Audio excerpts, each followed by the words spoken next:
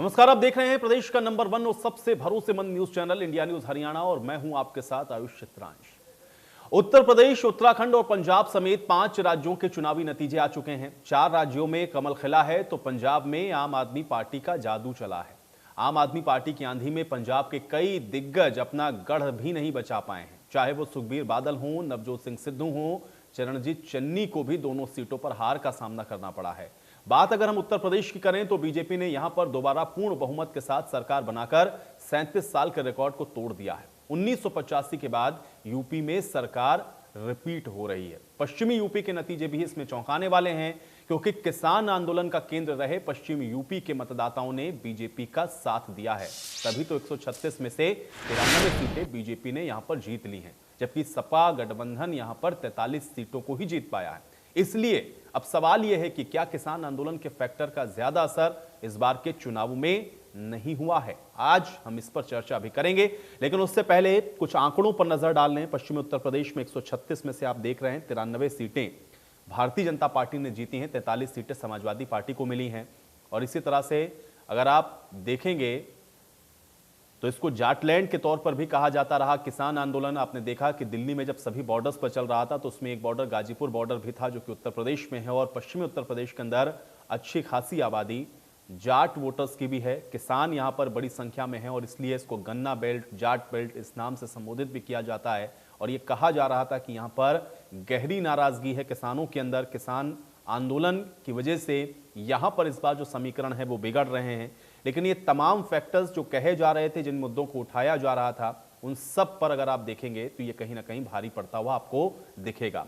पूर्वांचल उत्तर प्रदेश में अगर आप समझें तो यहां पर 139 सीटें हैं और पूर्वांचल के अंदर भी भारतीय जनता पार्टी 81 सीटों में 139 में से 81 सीटों पर जीत रही है। 53 सीटें यहां पे समाजवादी पार्टी को। कांग्रेस को जो 2 सीटें मिली हैं वो सिर्फ इसी इलाके से हैं। पूर्वांचल में 2 सीट कांग्रेस पार्टी को मिली हैं। बहुजन समाज पार्टी 1 सीट पर यहां पर जीती है और 2 सीटें पूर्वांचल में ही यहां पर निर्दलीय के तौर पर जीती गई हैं। अब बुंदेलखंड को आप देख लें, बुंदेलखंड के अंदर भी भारतीय जनता पार्टी को अगर आप देखेंगे तो कुल 19 सीटें में से 16 सीटें भारतीय जनता पार्टी ने यहां पर जीती हैं। 3 सीटें यहां पर समाजवादी पार्टी को मिली हैं।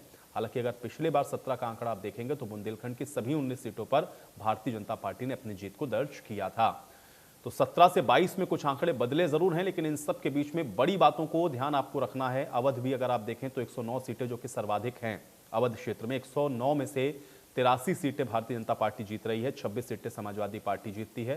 कांग्रेस और बहुजन समाज पार्टी का खाता यहां पर नहीं खुलता है। अवध हालांकि इसको वैसे भी भारतीय जनता पार्टी के गढ़ के तौर पर भी उत्तर प्रदेश में देखा जाता है, लेकिन यहां पर भी जो प्रदर्शन है वो भारतीय जनता पार्टी का आप कह सकते हैं कि बेहद अच्छा रहा है। और इसलिए भी आप देख रहे हैं कि प्रचंड बहुमत के साथ और 272 जो सीटें हैं वो भारतीय जनता पार्टी को इसी आधार पर मिलती हुई दिख रही हैं। फैक्टर्स कई थे, ये फैक्टर्स हमने आपको दिखा दिए हैं, ग्राफिक के जरिए भी आपको हमने समझा दिया उत्तर प्रदेश के अंदर चरण दर चरण किस तरह से भारतीय जनता पार्टी ने जीत को दर्ज किया है। लेकिन कल की इस जीत के बाद प्रधानमंत्री के द्वारा एक भाषण दिया गया और उस भाषण में प्रधानमंत्री ने कुछ बड़ी बातों का जिक्र किया, जिसमें सबसे महत्वपूर्ण और गौर करने वाली बात यह थी कि 2022 ने 2024 की भी तस्वीर को स्पष्ट कर दिया है। प्रधानमंत्री ने क्या कुछ कहा था, एक बार आपको फिर से सुनवाते हैं। 2019 के चुनाव नतीजों के बाद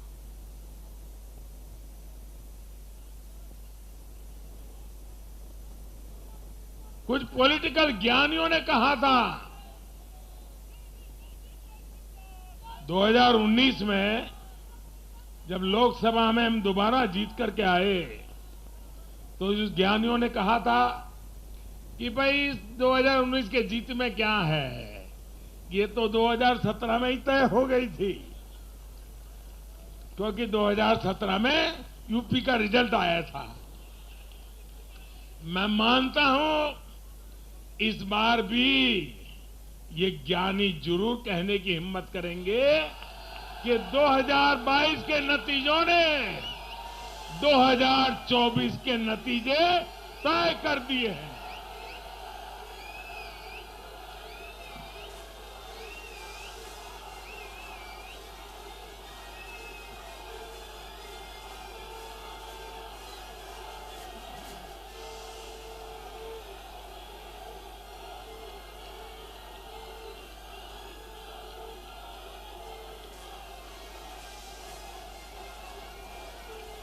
मैं आज पंजाब के भाजपा कार्यकर्ताओं की भी विशेष प्रशंसा करूंगा।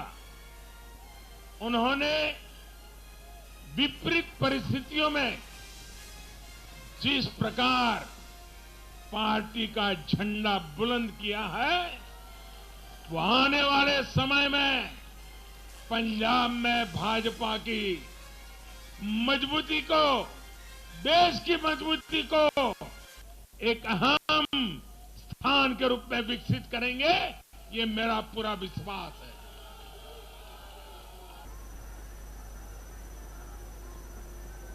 तो प्रधानमंत्री के इस स्टेटमेंट को आपने सुना। हालांकि कल की जीत के बाद प्रधानमंत्री ने कार्यकर्ताओं को संबोधित करते हुए ये बातें कही, लेकिन हाँ, ये बिल्कुल तय है चूंकि उत्तर प्रदेश के ऊपर सबकी निगाहें इसलिए भी थी चूंकि आबादी के लिहाज से उत्तर प्रदेश सबसे बड़ा राज्य है देश के अंदर। अगर राजनीतिक तौर पर भी देखेंगे तो केंद्र की सत्ता का जो रास्ता है वो उत्तर प्रदेश से होकर ही जाता है, क्योंकि सर्वाधिक लोकसभा की सीटें 80 लोकसभा की सीटें उत्तर प्रदेश से ही आती हैं। और इसलिए अगर राजनीतिक लिहाज से अगर आप देखेंगे तो ये बहुत महत्वपूर्ण होता है, और इसलिए कल प्रधानमंत्री के भाषण में भी इन तमाम बातों का जो जिक्र है वो हुआ है। तो चलिए अब आपको ग्राफिक के जरिए चुनाव परिणाम को लेकर के भी जो नतीजे आए हैं ये भी समझाते हैं, और इसको ग्राफिक के जरिए समझने की कोशिश करें। 275 प्लस ये भारतीय जनता पार्टी को, समाजवादी पार्टी को 125 यानी कि प्लस, ये गठबंधन का आंकड़ा है। बीएसपी को 1 सीट मिली, कांग्रेस को 1 सीट मिली, और अदर्स के खाते में यहां पर 2 सीटें गई हैं। तो ये उत्तर प्रदेश के नतीजे हैं जो आप इस समय देख रहे हैं। अब बीजेपी अगर आप देखें उत्तराखंड के अंदर तो 47 सीटों पर है। आम आदमी पार्टी का खाता यहां नहीं खुला। कांग्रेस 19 सीटों पर, और अदर्स को यहां पर 2 सीटें मिली हैं। और ये उत्तराखंड का भी नतीजा, और उत्तराखंड में भी ये इतिहास है क्योंकि 2000 में राज्य बनने के बाद उत्तराखंड में पहली बार ऐसा हो रहा है कि कोई पार्टी अपनी सरकार को रिपीट कर रही है। और 37 साल के बाद आप देख रहे हैं कि उत्तर प्रदेश के अंदर भी भारतीय जनता पार्टी ने इस मिथ को तोड़ा है, और एक बार फिर से उत्तर प्रदेश और उत्तराखंड, मणिपुर और गोवा, इन चारों ही जगहों पर भारतीय जनता पार्टी अपनी सरकार बनाती हुई नजर आ रही है। तो सरकार तो बना रही है भारतीय जनता पार्टी, लेकिन आज हम इस पर चर्चा करेंगे। लेकिन उससे पहले कुछ अहम सवाल हैं उस पर भी नजर डालते हैं। जाटलैंड में बीजेपी की जीत के मायने क्या हैं, ये आज की बड़ी बहस का पहला सवाल है, क्योंकि जाटलैंड का जो कनेक्शन है वो सीधे हरियाणा के साथ भी जुड़ता है। सवाल दूसरा ये है कि क्या चुनाव में किसान आंदोलन कोई मुद्दा नहीं था, क्योंकि सर्वाधिक असर हम लोगों ने देखा कहीं अगर किसान आंदोलन का था तो वो इसी पश्चिम उत्तर प्रदेश में दिख रहा था। 2022 के नतीजों का 2024 में भी क्या असर होगा, क्योंकि ये बात प्रधानमंत्री ने भी आज कही है, और इसको भी आज हम लोग समझने की कोशिश करेंगे कि आखिर प्रधानमंत्री ने जो इशारा किया है उसके मायने क्या हैं। सभी मेहमान मेरे साथ जुड़ गए हैं, पहले उनका परिचय आपके साथ करवा देते हैं, उसके बाद चर्चा में आगे बढ़ते हैं। वंदना पोपली जी हमारे साथ जुड़ रही हैं, प्रवक्ता हैं भारतीय जनता पार्टी की। वंदना पोपली जी, बहुत स्वागत है आपका इस चर्चा में। बालमुकुंद शर्मा जी हमको ज्वाइन कर रहे हैं, प्रवक्ता हैं कांग्रेस पार्टी के। बालमुकुंद शर्मा जी आपका भी स्वागत है। विजेंद्र रेड्डू जी हमारे साथ जुड़ रहे हैं, प्रवक्ता हैं इंडियन नेशनल लोक दल के। विजेंद्र रेड्डू जी आपका भी स्वागत है। अमित नेहरा जी भी हमको ज्वाइन कर चुके हैं, वरिष्ठ पत्रकार हैं। अमित नेहरा जी आपका भी स्वागत। और प्रहलाद सिंह भारूखेड़ा हमारे साथ जुड़े हुए हैं, किसान नेता हैं। प्रहलाद सिंह भारूखेड़ा जी आपका भी स्वागत है। वंदना जी, चर्चा की शुरुआत आपसे ही करेंगे। 4 राज्यों में तो आप लोगों ने स्पष्ट बहुमत प्राप्त कर लिया। पंजाब के अंदर जरूर आम आदमी पार्टी वहां पर क्लीन स्वीप करती हुई दिखी हम लोगों को, लेकिन 4 राज्यों के चुनावी नतीजे और खासतौर से उत्तर प्रदेश का जिक्र मैं यहां पर जरूर इसलिए करूंगा क्योंकि पश्चिमी उत्तर प्रदेश के अंदर किसान आंदोलन एक बहुत बड़ा मुद्दा था, लेकिन उसके बावजूद वहां पर 37 साल का रिकॉर्ड आप लोगों ने तोड़ा है। कैसे इसको देखते हैं, और इसका आप लोग जो एक्स फैक्टर है या जो इसका श्रेय है वो किसको देते हैं? क्या लगता है, क्या चीजें जो ग्राउंड पर काम करते हुए आपको दिखी? आपका पहला रिएक्शन चाहूंगा वंदना जी। देखिए, सबसे पहले मैं कहना चाहूंगी जो किसान आंदोलन की आप बात कर रहे हैं, हम शुरू से कहते रहे कि राजनीतिक पार्टियां इसको तूल देने की कोशिश करती रही हैं। किसान आंदोलन एक मांगने का विषय था। बिल लाए गए, कानून लाए गए, 3 कानून लाए गए। जो किसान हैं उन्होंने आग्रह किया कि ये कानून जो है वो वापस ले लिए जाएं। हमने समझाने की कोशिश की, इसको हम समझा नहीं पाए तो हमने बहुत सभ्यता से इसको वापस ले लिया।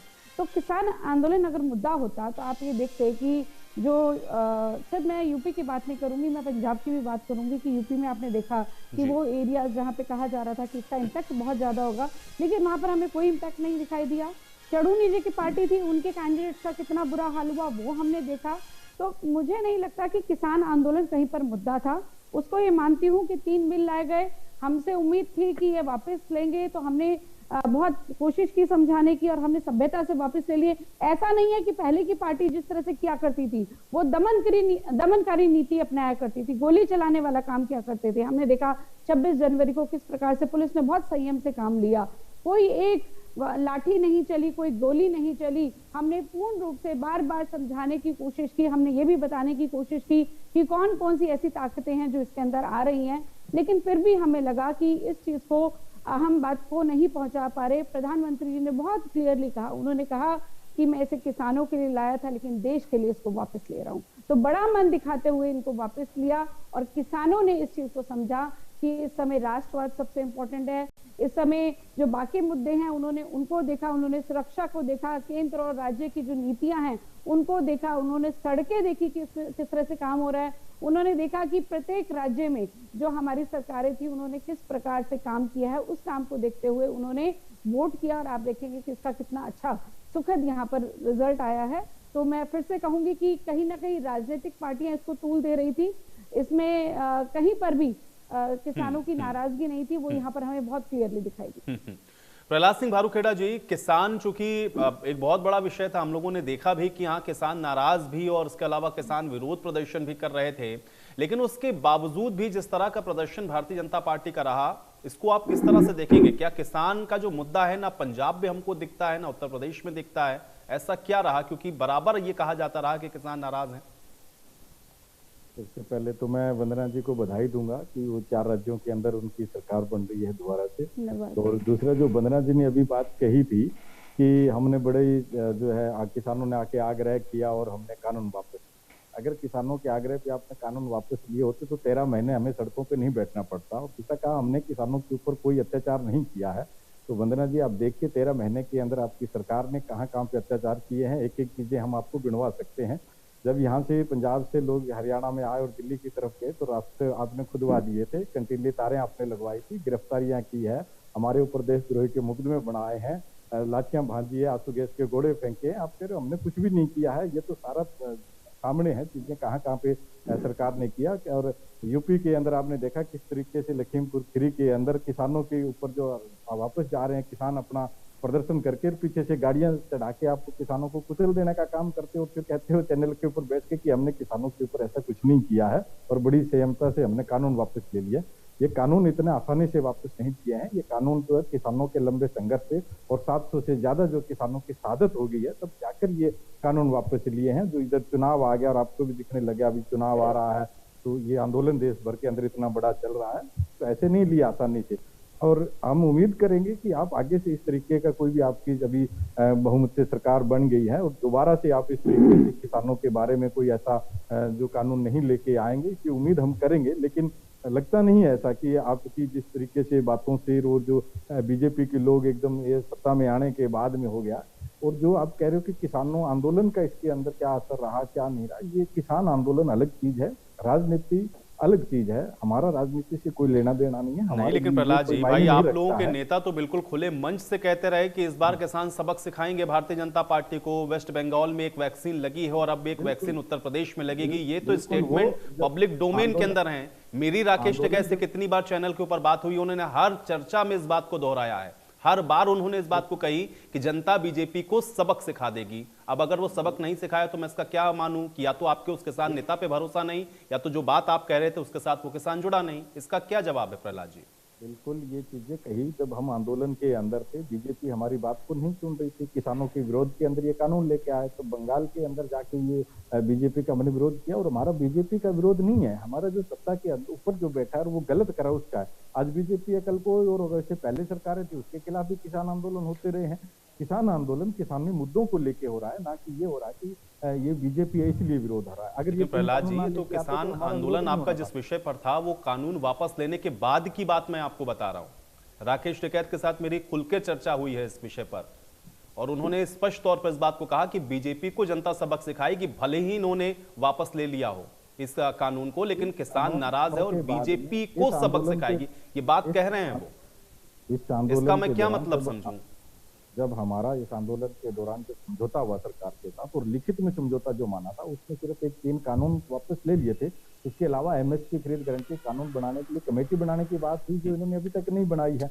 और जो बात आपकी बिल्कुल सही है, आपके मुद्दे आपकी मुद्दों से मुझे कोई एतराज नहीं, लेकिन मैं ये कह रहा हूं कि उसके बाद भी तो उस किसान ने वोट किया होगा ना। और पश्चिमी उत्तर प्रदेश में देखिए, इनका जो आंकड़ा है पिछली बार से 1 सीट का भी कम नहीं हो रहा पश्चिमी उत्तर प्रदेश के अंदर।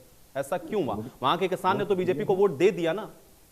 वोट दिया है तभी ये सत्ता के अंदर आए हैं। और आप ये भी चीज देखो कि पिछली बार इनकी 325 सीटें थी, अब की बार इनकी घट के 276 के करीब हुई है। वोट परसेंट भी कम हुआ। ऐसा नहीं है कि जो इसको किसानों ने सबने वोट दिया। और हमारा कोई ऐसा कुछ नहीं था कि किसान बीजेपी को वोट नहीं करेगा। लोग जो आंदोलन के अंदर थे वो भी लोग बीजेपी को वोट डाल के आए थे, वो भी आंदोलन के अंदर थे, बीजेपी के। चलिए ठीक है प्रहलाद जी, डाला था। ठीक है। बालमुकुंद शर्मा जी भी हमारे साथ जुड़ चुके हैं कांग्रेस पार्टी की तरफ से। बालमुकुंद जी स्वागत है आपका।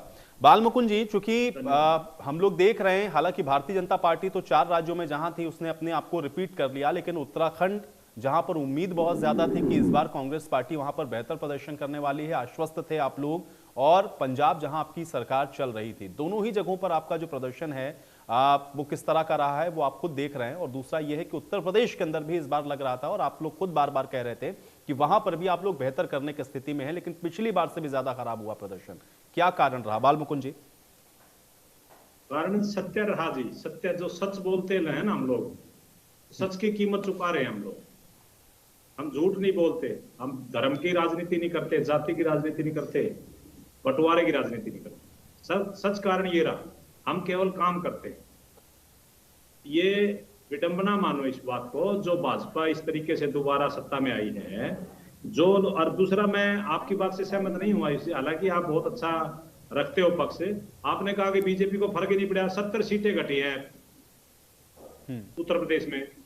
और मैंने वेस्टर्न यूपी की बात करी, मैंने कहा वेस्टर्न यूपी में अगर 17 से आप टैली को तुलना करेंगे तो वहां पर असर नहीं हुआ। मैंने ओवरऑल यूपी की बात नहीं की, वो तो मुझे भी पता है कि 324 सीटें थी गठबंधन के साथ, 312 सीटें इन्होंने अपने दम पे जीती थी। इस बार इनको 272 सीटें मिली हैं वहां पर। ये तो मैं इससे डाटा से मैं इनकार नहीं कर रहा हूं, मैंने वेस्टर्न यूपी की केवल स्पेसिफिक बात की।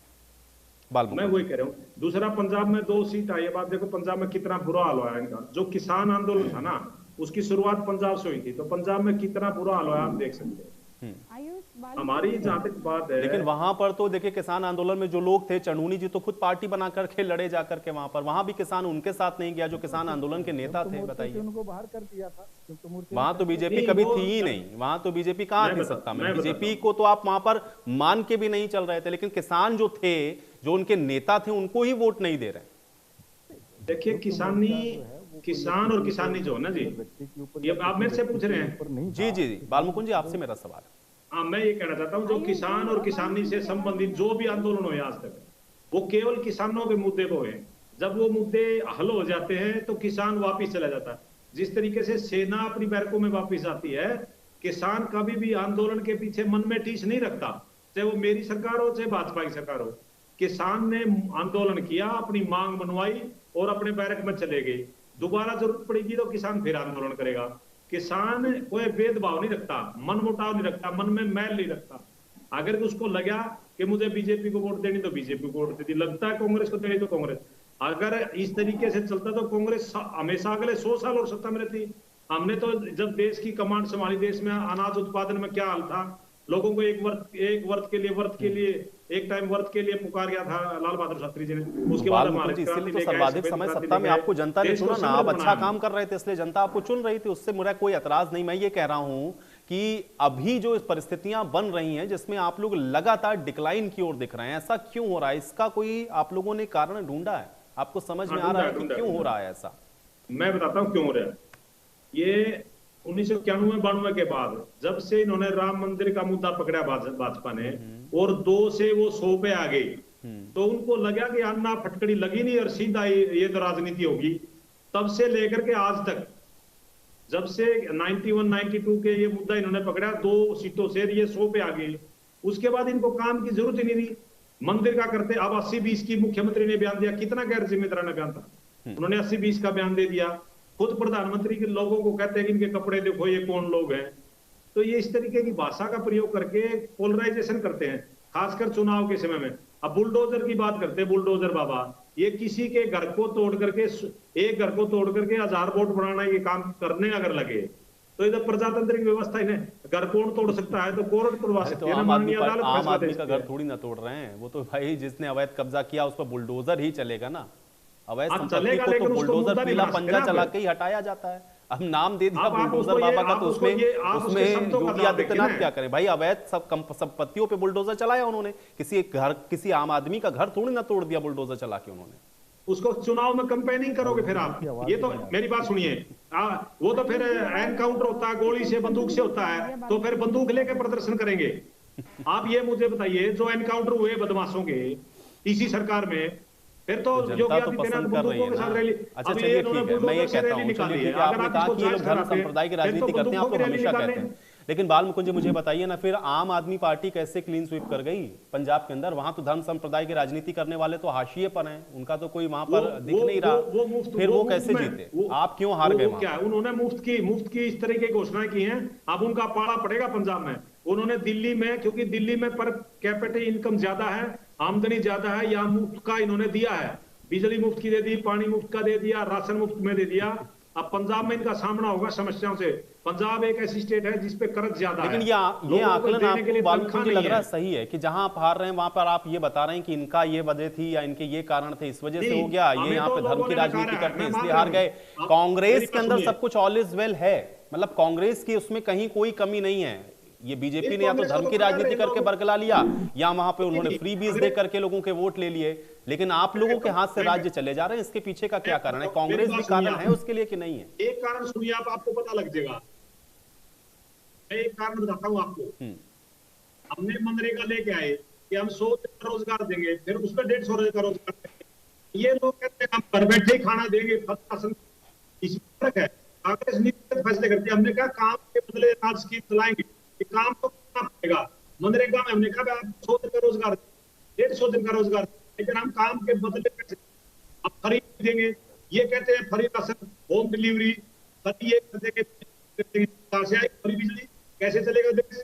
हम आज भी सच बोलते हैं, ऐसे नहीं करेंगे, बिल्कुल फ्री बिजली का वादा नहीं करेंगे, हम फ्री राशन का वादा नहीं करेंगे। ठीक है, जो बीपीएल में है, जो गरीबी रेखा से नीचे, इन्होंने क्या किया? कोरोना का नाम लेकर के भाजपा ने आर्थिक राशन बढ़ा दिया। अब कैसे चलता रहेगा? फिर बोले दिवाली तक चलता रहेगा, अब होली तक चलता रहेगा, होली तक चुनाव है। बाल मुकुंद जी, अब कोरोना काल में और अगर ये अनाज नहीं देते तब भी आप कहते हैं लोग भूखे मर गए, लोगों को दे दिया तो कह रहे हैं कि उनको बांट दिया इसलिए कि उनको वोट चाहिए था। पॉलिटिकल पार्टियां तो काम इसीलिए करती हैं, उसमें क्या है। लेकिन मुझे लगता है कि आपको ये अभी भी नहीं लग रहा कि कांग्रेस के अंदर कहीं कोई गड़बड़ थी। गड़बड़ या तो भारतीय जनता पार्टी में थी या अदर पार्टीज में थी। कांग्रेस अपना काम सही कर रही। विजेंद्र रेड्डी जी कैसे देख रहे हैं? एक तो क्योंकि आम आदमी पार्टी का पंजाब के अंदर आना, और अब तो हम लोग ये भी देख रहे हैं कि पंजाब के बाद आम आदमी पार्टी अब हरियाणा के अंदर भी अब जो चुनाव होंगे तो उसमें भी आने का उसने मन बनाया हुआ है। ये जो अभी चुनाव के परिणाम आए हैं खासतौर से पंजाब और उत्तर प्रदेश के अंदर, एक रिएक्शन मैं आपका इसके ऊपर चाहता हूँ। जी आयुष जी, सबसे पहले तो मैं अपनी बहन वंदना जी को बधाई देता हूँ। 4 राज्यों में इन्होंने अपनी सरकार बनाने का काम किया है। दूसरी बात देखिए आयुष जी, आपने एक बड़ा क्वेश्चन उठाया है कि झारखंड लैंड पे पश्चिम यूपी में कोई प्रभाव नहीं पड़ा इलेक्शन के ऊपर। देखिए मैं ये कहना चाहूंगा, हमारी पार्टी ये मानती है कि जिस प्रकार से इतना लंबा आंदोलन चला और बहुत कष्ट झेले, लगभग 378 दिनों तक रोडों के ऊपर बैठे, और उसके बाद माननीय प्रधानमंत्री जी ने किसानों की बातों को मानते हुए तीनों कानूनों को वापस लेने का काम किया और किसानों की बात भी मानने का काम किया, और इसके ऊपर किसानों ने तुरंत प्रभाव से अपने आंदोलन को समाप्त करने का काम किया। पूरे आंदोलन के दौरान आयुषी आप एक बात देखिए, भले ही बीजेपी ने बार बार उनको ये बात का उदाहरण देने का काम किया कि राजनीति कर रहे हैं, राजनीतिक लोग हैं, राजनीतिक लोगों के बहकावे में गए हुए हैं, परंतु किसान बार बार जोर देकर के एक ही बात कहते थे कि हमें राजनीति से कोई लेना देना नहीं है, हम राजनीतिक व्यक्ति को अपने अंदर घुसने तक नहीं देंगे। और उन्होंने ऐसा किया भी, किसी भी राजनीतिक व्यक्ति को इनको इस आंदोलन को अपने हाथ में लेने का उन्होंने किसी प्रकार का कोई अवसर नहीं दिया। तो ये मैं तो बधाई देता हूँ हमारे देश के किसान को और उस अन्नदाता को जो अपने वायदे के ऊपर पूरा रहा है। और इन चुनाव में उन्होंने भले ही पश्चिम बंगाल में जाकर के उन्होंने बीजेपी के खिलाफ प्रचार करने का काम किया था और वहां बीजेपी को सबक सिखाने का भी काम किया, परंतु इन चुनाव में जब प्रधानमंत्री जी ने किसानों की बात को मान लिया तो उसके बाद किसानों ने यह वायदा किया था कि हम राजनीति में किसी भी पार्टी का प्रचार प्रसार नहीं करेंगे और इस चुनाव में किसानों ने अपने वायदों को पूर्ण रूप से निभाने का काम किया। आपने देखा होगा, चाहे पंजाब की बात हो और चाहे यूपी की बात हो, चाहे मणिपुर, गोवा या सभी की बात है, कहीं भी किसानों ने जाकर के किसी भी पार्टी के पक्ष में और विपक्ष में किसी प्रकार का कोई प्रचार नहीं किया और सबको स्वतंत्र छोड़ दिया। जिसको आप सुनना चाहते हैं अब सुनिए। ये भाग्य की बात है कि बीजेपी को चारों में दोबारा से आगे और ये जीत गए। तो किसानों ने अपने वादों को निभाया है इस आश्वासन और भरोसे के ऊपर कि प्रधानमंत्री जी ने आश्वासन और भरोसा दिया हुआ है और वो अपने वादों को पूरा करेंगे। लेकिन यदि बीजेपी इस बात को ये मान करके बैठी है और इस अभिमान में आ रही है कि किसानों ने जो करना था कर लिया और वो हमारा कुछ नहीं बिगाड़ पाए, तो ये इनकी गलतफहमी होगी और इनके परिणामों को भुगतने पड़ सकते हैं। क्योंकि जिस प्रकार से हम उम्मीद करते हैं Indian national Lokdal party Vijay ji भाई, ये तो इफ बट वाली बात हो गई ना। ये तो कोई भी नहीं कह रहा, ना तो प्रधानमंत्री कह रहे हैं, ना तो भारतीय जनता पार्टी की तरफ से कोई कह रहा है कि नहीं नहीं अब तो हम कुछ भी ऐसा करेंगे, किसान तो कोई फैक्टर नहीं। मैं ये कह रहा हूं कि किसान अगर नाराज था और किसान इतने दिन तक बैठा हुआ था तो किसान का वो दिखना चाहिए था ना। वो तो रोष दिखा नहीं किसान का। इसका मतलब या तो उन्होंने वापस ले लिया तो किसान ने इनको माफ कर दिया, इनसे नाराजगी उसकी खत्म हो गई, या तो कुछ तो उसका ग्राउंड पर दिखना चाहिए था ना रेणु साहब, वो तो दिखा नहीं। आयुष जी, मैं आपको जवाब देता हूँ। किसान नाराज है, आज भी नाराज है, लेकिन वो राजनीति से दूर रहा। राजनीति में हर व्यक्ति को आजाद छोड़ दिया और किसानों ने ये सोचा कि जब एक तो नाराजगी को प्रकट करने का दूसरा तरीका ये भी तो होता है ना, वोट। भाई किसान जब वोट करने जाएगा, अगर उसको खाद नहीं मिल रही, अगर उसकी आय नहीं बढ़ रही, अगर उसकी फसल नहीं खरीदी जा रही, तो वो तो सरकार से नाराज होकर के उसके अगेंस्ट वोट करेगा, जो उसके लिए बेहतर करेंगे। और सभी पार्टियां अपने मैनिफेस्टो में कह रही है कि किसान उनकी मैनिफेस्टो के सेंटर पॉइंट में, उसके बाद भी बीजेपी आ जा रही है जीत करके। हाँ आयुष जी, देखिए ये सच्चाई है। आपके साथ ही हम डिबेट किया करते थे। खाद के लिए किसानों को कितना परेशान होना पड़ा, फसल बेचने के लिए कितना परेशान होना पड़ा, यहाँ तक कि बीज इत्यादि खरीदने के लिए भी कितना परेशान होना पड़ा। लेकिन इसके बावजूद भी किसान ने राजनीति में जाने का मन नहीं बनाया। उन्होंने राजनीति से दूर रहने का काम किया है और जैसा कि वो कहा करते। नहीं, ये राजनीति थोड़ी ना हुई विजेंद्र रेणु जी। देखिए, अगर आप किसान हैं, मैं किसान हूं, मैं नाराज हूं, मैं वोट करने के लिए जाऊंगा तो मैं कोई राजनीति थोड़ी ना कर रहा हूं। मेरी नाराजगी होगी तो मैं उनको वोट नहीं करूंगा। तो मैं इसीलिए समझना चाह रहा हूं ना कि किसान का वो फैक्टर क्यों नहीं दिख रहा। भाई नाराज होकर के कम से कम वो हमको दिख जाना चाहिए था, लेकिन वो दिखा नहीं। नेहरा जी, आपका एक रिएक्शन मैं चाहूंगा दोनों ही स्टेट पर, एक तो उत्तराखंड के अंदर और दूसरा पंजाब के अंदर। पंजाब में आम आदमी पार्टी का आना, उसका हरियाणा के ऊपर इंपैक्ट क्या, और दूसरा ये कि उत्तर प्रदेश में 37 साल के बाद भारतीय जनता पार्टी की वापसी का कर लेना, और उसके बाद किसान का एक बड़ा फैक्टर जो कि वेस्टर्न यूपी में बार बार हम लोगों ने देखा, इसका जिक्र होता रहा, वो दिखा नहीं उस तरीके से। नेहरा जी, आपका रिएक्शन इसके ऊपर। देखिए आयुष, अपने अपने तरीके से देखनी होती हैं चीजें। हर इंडिविजुअल का अपना एक नजरिया होता है और आंकड़े भी अपने हिसाब से इंटरप्रेट किए जाते हैं, अपने पक्ष में सूत और कसूत वाली बात है। अगर किसान आंदोलन और यूपी का इलेक्शन देखा जाए तो आंकड़ों के हिसाब से मोटे मोटे आंकड़े तो ये कहते हैं कि किसान आंदोलन का असर नहीं था।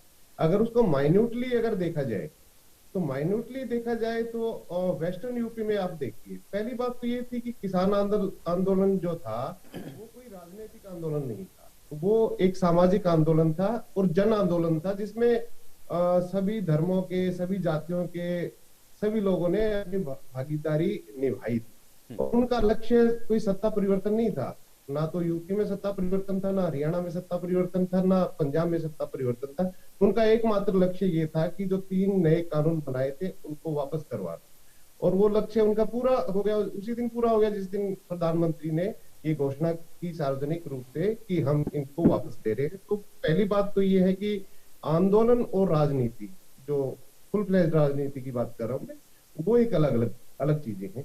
और जैसे किसान अगर राजनीति में जाएगा, उसका मंच का दुरुपयोग करेगा, तो जनता उसको सबक सिखाएगी। पंजाब में देखा इस फैक्टर को, ठीक है ना, क्योंकि राजनीति एक अलग चीज है और किसानी एक अलग चीज है।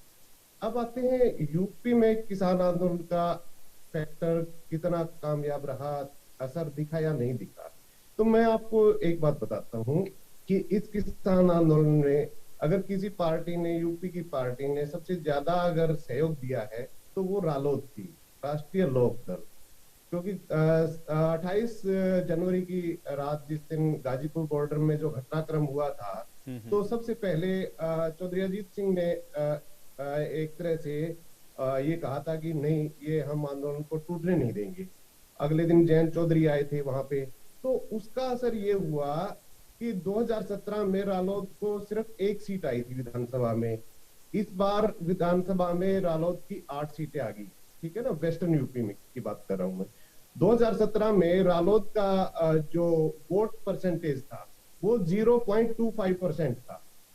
इस बार 2022 में रालोद का जो वोट शेयर रहा है वो 3.02% रहा है। अब सबसे बड़ा असर जो देखिए जो हुआ है किसान आंदोलन का, क्योंकि मुजफ्फरनगर जो दंगा था 2013 का, उसने यूपी की राजनीति को, खासकर वेस्टर्न यूपी की राजनीति को एक नया मोड़ दिया था, एक ध्रुवीकरण को अंजाम दिया था। और उसमें जो बड़ी भूमिका निभाई थी बीजेपी की तरफ से, वो 3 आदमियों ने निभाई थी, संगीत सोम, सुरेश राणा और हुकम सिंह। वो तीनों के तीनों बीजेपी के जो विधायक थे वो इस बार बुरी तरह हारे वेस्टर्न यूपी में। तो इम्पैक्ट क्यों नहीं दिखा आपको? इम्पैक्ट हुआ है, बिल्कुल हुआ है।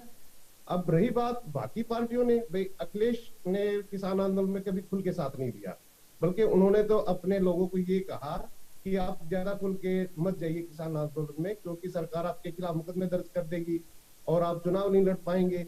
तो खुल के नहीं आई समाजवादी पार्टी। इसी तरह कांग्रेस पार्टी ने भी कोई सहयोग नहीं दिया। सिर्फ एक पार्टी थी यूपी में जिसने खुल के समर्थन दिया, उसको उसका इनाम मिला, ठीक है ना।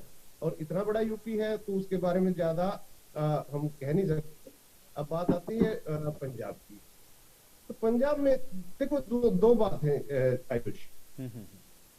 राजनीति में राजनीति करना एक अलग चीज है और इलेक्शन मैनेजमेंट एक अलग चीज है। इलेक्शन मैनेजमेंट तब काम आता है जब किसी पार्टी की थोड़ी बहुत हवा हो और उसको अपने फेवर में करना। जैसे यूपी में बीजेपी ने अपने पक्ष में हवा दिखी तो इलेक्शन मैनेजमेंट बढ़िया किया, इनकी तरफ सत्ता आ गई। इसी तरह आम आदमी पार्टी ने पंजाब में बढ़िया इलेक्शन मैनेजमेंट किया तो सत्ता उनकी तरफ चली गई। देखिए, अगर करिश्माई व्यक्तित्व है, सारी चीज है बीजेपी में, तो पंजाब में तो बात नहीं बनी ना। तो बात ये है कि election management, election management Goa में, उत्तराखंड में और यूपी में आम आदमी पार्टी का नहीं चला क्योंकि वहां पे हवा नहीं थी पार्टी की ज्यादा। तो इलेक्शन मैनेजमेंट तभी कामयाब होता है जब पार्टी की हवा भी होती है। तो ये दोनों चीजें हम एक साथ। लेकिन अमित जी एक सवाल मैं इसमें और जरूर जोड़ूंगा, चूंकि अभी हम लोग देखेंगे दो साल के बाद अभी लोकसभा का चुनाव होगा और विपक्ष के तौर पर चूंकि कांग्रेस पार्टी को जब हम लोग देख रहे थे, लगातार हम लोग देख रहे हैं कि स्टेट हाथ से निकल रहे हैं और जो पिछली बार से भी प्रदर्शन है वो और ज्यादा हमको दिखता है कि और खराब होता हुआ नजर आ रहा है। अब इसका लोकसभा चुनाव में क्या इंपैक्ट पड़ेगा कि आम आदमी पार्टी पंजाब के अंदर क्लीन स्वीप कर रही है, दिल्ली के अंदर वो सरकार चला रही है। हम इस तरह से अगर देखें तो राजस्थान और छत्तीसगढ़ 2 प्रदेश अब केवल बचे हैं कांग्रेस पार्टी के पास में। क्या विपक्ष के तौर पर भी अब एक देखना पड़ेगा कि अब 24 की लड़ाई में कौन होगा और किस तरह से भारतीय जनता पार्टी को अगर हराना है, या फिर उसके लिए आपको लग रहा है कि आपको दिल्ली की सत्ता पर बैठना है, तो वो चीजें या उस चुनावी परिदृश्य में वो भी बदलेगा? इसका भी थोड़ा सा आकलन आप किस तरह से करते हैं नेहरा जी? देखिए आयुष, जो कांग्रेस है, अखिल भारतीय कांग्रेस, वो 138 साल पुराना संगठन है और इतने पुराने संगठन में एक शिथिलता आ जाती है। दूसरी बात ये हुई कि ये एक परिवार विशेष के कब्जे में आ गया, तो वही परिवारवाद चला रहा है। परिवारवाद की अगर बात देखें, अगर हम राजशाही वगैरह में जाए, राजे महाराजे होते थे तो उसमें क्या होता था कि तीसरी चौथी पीढ़ी तक आते आते शिथिलता आ जाती थी और दीवारें दरकने लगती थी उनकी, अपने राज्य की, किसी राजशाही की। तो जब तक ये एक तो इसमें जो परिवर्तन नहीं होगा, इनका शीर्ष जो नेतृत्व है उसमें अगर ये दिखाई नहीं देंगे, प्रोफेशनलिज्म भी दिखना चाहिए। अब क्या है कि राजनीति जो है वो पारंपरिक राजनीति नहीं रह गई है, अब कॉर्पोरेट राजनीति अपनानी पड़ेगी। उस बात को बखूबी समझा बीजेपी ने। बीजेपी में कॉर्पोरेट राजनीति है, उसमें हर काम सिस्टमेटिक तरीके से होता है। उन्होंने सोशल मीडिया का जिस तरह उपयोग किया है, जिस तरह यूथ को अपने साथ जोड़ा, उसी तरह आम आदमी पार्टी ने भी जो मॉडर्न टेक्निक्स हैं और जो कॉर्पोरेट कल्चर है राजनीति में उसको अपनाया। तो वो उसको देखना पड़ेगा। जो पारंपरिक राजनीति है वो एक तरह से जैसे शादी ब्याह में नहीं होता, एक पारंपरिक शादी ब्याह में किसी की जिम्मेवारी नहीं होती, जिसका मन चाहे उसने वो काम कर दिया, उससे बात बंद हो जाती है। लेकिन वो आप ये नहीं कह सकते कि एक सिस्टम से लड़ा गया। आजकल तो इवेंट होते हैं, आजकल तो वेडिंग प्लानर होते हैं, तब बिल्कुल बिल्कुल समय के साथ अब बदलना पड़ेगा। हाँ, वो प्लानिंग आपको करनी पड़ेगी, और ये नहीं है कि आप एकदम चमत्कार हो जाएगा। मैं आपको एक डाटा देता हूँ भाई, कांग्रेस पार्टी यूपी में वोटों के लिहाज से चौथे स्थान पे रही है, उससे ज्यादा वोट रालोद को मिला है। आप अगर टोटल वोट देखें तो रालोद को मिले 26,28,000 वोट, और जबकि कांग्रेस पूरे यूपी में 21 लाख वोट ले पाई है। देखिए, एक शर्मनाक स्थिति है, एक राष्ट्रीय पार्टी है, आगे इनको इलेक्शन लड़ना है लोकसभा का। हालांकि प्रियंका ने मेहनत तो खूब की, लेकिन उनकी प्रायोरिटी मुझे लगता है व्यक्तिगत रूप से कि उत्तराखंड होनी चाहिए थी। उत्तराखंड में अगर वो थोड़ा सा उनके फेवर में हवा थी, मैनेजमेंट अच्छी कर लेती, तो वहां पे तो ये सरकार ला सकते थे। लेकिन फिर भी क्या होता है कि जो कहते हैं ना कि हर प्रयास में जो हर चोट होती है उसका अपना एक महत्व होता है। अगर ये लगातार लगे रहे तो कुछ ले पाएंगे। अभी तो फिलहाल मुझे नहीं लगता कि अगले 2, 3, 4 साल तक कुछ ज्यादा ये करिश्मा कर पाएंगे। इनको हर लेवल पे, बूथ लेवल पे पार्टी को मजबूत करना पड़ेगा। बिल्कुल सही बात आपने कही, क्योंकि जब तक लगातार नहीं ग्राउंड पर रहेंगे, जब तक लगातार अगर सामने वाली पार्टी आपकी लगातार चुनाव मोड में, तो आपको भी रहना पड़ेगा। नहीं तो अगर इस तरह से जाएंगे तो यही परिस्थितियां और यही परिणाम हम लोग देखेंगे। वंदना जी, ठीक है, देखिए आप लोगों ने 4 स्टेट में सरकार बनाई, चारों ही स्टेट में आपका था, आप लोग दोबारा से आ गए वापस, लेकिन सीटें कम हुई उत्तराखंड के अंदर भी, सीटें कम हुई उत्तर प्रदेश के अंदर भी। उत्तर प्रदेश के अंदर भी आपका बड़े चेहरे के तौर पर हम लोगों ने देखा कई लोग हारे। इसमें जो सबसे बड़ा नाम है वो डिप्टी सीएम केशव प्रसाद मौर्य का है, वो अपना चुनाव हार गए। उत्तराखंड में आपके जो सीएम थे वो अपना चुनाव हार गए। ये जो परिस्थितियां बन रही हैं, ये धीरे धीरे जो विपक्ष है उसको तो मजबूत करती हुई कम से कम इन प्रदेशों के अंदर दिख रही हैं। फिर अभी 24 का भी चुनाव है, आप लोगों ने क्या इसका आकलन किया है कि ठीक है जीते हैं आप लोग, लेकिन वैसी जीत नहीं है जैसे 2017 के अंदर थी? वंदना जी, देखिए आयुष, सबसे पहले मैं आपकी बात से पहले अमित जी जो कह रहे थे, अमित नेहरा जी, मैं उनकी बात को समझने की कोशिश कर रही थी। उन्होंने कहा कि सबका अपना अपना नजरिया होता है। बिल्कुल सही बात है, आपका नजरिया अलग है, मेरा नजरिया अलग है। मैंने आपका इलेक्शन रिव्यू भी पढ़ा था कि आपने अनुमान लगाया था कि समाजवादी पार्टी जो है वो जीतेगी उत्तर प्रदेश में, तो आपका अपना नजरिया था, उसमें कोई गलत बात नहीं है। आपने अपने ढंग से चीजों को देखा, उस चीज को आपने बताया। लेकिन मैं आपकी जिस बात पे हैरान हूँ वो ये बात आप कह रहे हैं ना कि राजनीति करना अलग है, इलेक्शन मैनेजमेंट करना अलग है। मतलब इलेक्शन मैनेजमेंट क्या होता है, राजनीति क्या है? आप कह रहे हैं हवा चल रही थी या हवा नहीं थी, तो हवा क्या है? मैं ये मानती हूँ कि जब तक काम नहीं किया, क्या जनता वोट दे देगी? हमारे भारत की जनता बेवकूफ तो नहीं है। मैं इतना मानती हूँ कि अगर काम किया है, हमने सही डायरेक्शन में काम कर रहे हैं, 24/7 काम कर रहे हैं। अब वो बात नहीं है कि वंशवाद चल जाएगा, किसी के नाम से आ जाएंगे। अब काम बोलता है, सेवा बोलती है, मेवा नहीं बोलता है। ये एक जो बदलाव है हम 2014 के बाद लगातार देख रहे हैं। आप कितना तो इसका मतलब मैं ये मान लूं कि उत्तराखंड के अंदर आपके जो सीएम थे धामी साहब, उन्होंने काम नहीं किया इसलिए वो हार गए अपनी सीट पर, या मैं मान लूं कि डिप्टी सीएम केशव प्रसाद मौर्य ने काम नहीं किया इसलिए वो हार गए? आयुष, यही तो मैनेजमेंट का जिक्र नेहरा जी ने किया ना कि चुनाव राजनीति भी है और मैनेजमेंट भी है। आयुष, मैं वही बात कह रही हूँ आपको। अगर आपको मैंने कहा कि मैं पहले इनकी बात का जवाब देके फिर आपकी इस बात का भी जवाब दूंगी, लेकिन इस चीज को समझिए कि हवा चल रही थी या नहीं चल रही थी, काम करेंगे तभी तो हवा चलेगी। हो सकता है कि 1 या 2 सीट पर किसी व्यक्तिगत कारण से या कोई और टेक्निकल इशू या कोई भी ऐसा कारण होगा कि जो वो सीट लूज हो गई हो, लेकिन इसको आप पूरे के पूरे भारतीय जनता पार्टी की विचारधारा से जोड़कर नहीं दे सकते कि इलेक्शन मैनेजमेंट था। जब वोटर वोट देने के लिए जाता है तो वो सब चीजों को सोचता है। वो ये देखता है कि सुरक्षा के लिए क्या हुआ, रोड्स के लिए क्या हुआ, जो योजनाएं हैं वो क्या चली हैं, वो हर एक चीज को देखता है। ये नहीं है कि लास्ट मोमेंट पे इलेक्शन मैनेजमेंट किया और जीत गए। हम 24/7 काम करने वाली पार्टी हैं। अभी आप यहाँ पर एक प्रश्न उठा रहे थे, आपने कहा कि हरियाणा जो है, हरियाणा पे क्या इम्पैक्ट पड़ेगा आम आदमी पार्टी का? ये आम आदमी पार्टी बार बार कहती है कि दिल्ली मॉडल जीता है, दिल्ली मॉडल जीता है। ये दिल्ली मॉडल नहीं जीता, ये हार हुई है कांग्रेस के मॉडल की। वो कांग्रेस के मॉडल की हार हुई है जिसकी वजह से चाहे आप दिल्ली की बात कर लीजिए, चाहे यहाँ पर आप पंजाब की बात कर लीजिए, जिस तरह से भ्रष्टाचार का नाम था, आपस में जो लड़ाइयां होती थी, ट्रस्ट से लोग वो चाहते थे कि कहीं ना कहीं हमें एक ऑप्शन मिले। ये हरियाणा है, यहाँ पे उड़ता पंजाब नहीं है, यहाँ पर धरातल पर काम हो रहा है। यहाँ पर मुख्यमंत्री जी हर एक चीज को बहुत ध्यान से देखते हैं। शिक्षा की बात कर लीजिए, स्वास्थ्य की बात कर लीजिए, सड़कों की बात कर लीजिए, हर एक एरिया में काम हो रहे हैं। सबसे पहले आप ये देख लीजिए, हर एक चीज को ऑनलाइन करना, डिजिटल सर्विस प्रोवाइड करना। केजरीवाल कह रहे हैं अभी हम प्रोवाइड करेंगे, हम करवा चुके हैं। लेकिन वंदना जी चलिए, पंजाब तो आम आदमी पार्टी को अभी मिला, लेकिन कम से कम दिल्ली के अंदर तो आप लोग लड़ चुके हैं 2 बार चुनाव। दिल्ली में तो अब आपकी सरकार केंद्र के अंदर भी चल रही है, लेकिन उसके बाद भी दिल्ली में आप आम आदमी पार्टी को नहीं हरा पाए। मतलब वहां का मॉडल तो आम आदमी पार्टी केजरीवाल का काम कर ही रहा था, और अब पंजाब भी है। हम देखते हैं कि पंजाब में हो सकता है कि बेहतर प्रदर्शन हो आम आदमी पार्टी का। ऐसे आकलन किसी पार्टी का आप कैसे करेंगे? नहीं, मैं दोनों ही आपको बता देती हूँ। पंजाब और दिल्ली जो है वो दोनों मेरे हिसाब से मैं मानती हूँ कि अलग हैं। दिल्ली राजधानी है, केंद्र की बहुत सारे जो काम है वहां पर भी होते हैं। अभी पंचगांव में गडकरी जी आए थे, उन्होंने बहुत क्लियरली बोला, उन्होंने कहा कि धोला कुआं में कितना जाम रहता था, अब उसको हमने एस्टैब्लिश कर दिया है। साउथ हरियाणा में इतने अच्छे से काम चल रहा है। तो ये जो कॉलोनीज है उनको नियमित करने का काम है। हमने देखा कोरोना के टाइम में किस तरह से हाथ खड़े कर दिए इन्होंने। अमित शाह जी उतरे पहली लहर में, दूसरी लहर में भी हमारे को देखने पड़ा चीजों को।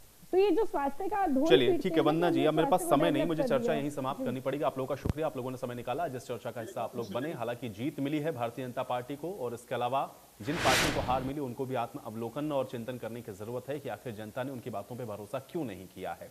आज बड़ी बहस में मेरे साथ फिलहाल इतना है।